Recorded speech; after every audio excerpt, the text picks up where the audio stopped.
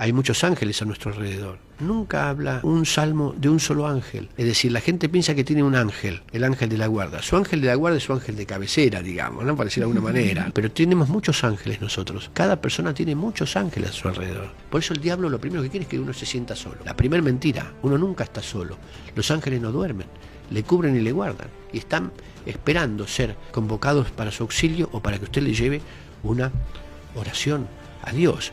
Es decir, usted sabe que podemos orar las 24 horas del día. Usted envíe un ángel suyo al altar del cielo pidiéndole que en su nombre rece por usted. Nada lo va a poner más contento al ángel y usted va a estar presente porque va en su nombre. Y allí va a estar su ángel rezando. Muchas personas no saben que los ángeles conversan entre sí, en la misma familia. Entonces uno puede enviar uno de sus ángeles para auxiliar a un ser querido. Yo puedo pedir a mi ángel que ayude a X persona que siento que necesita. Exacto. Entonces, y esto no es nueva era, está escrito, esos son los ángeles que ha puesto a nuestro alrededor.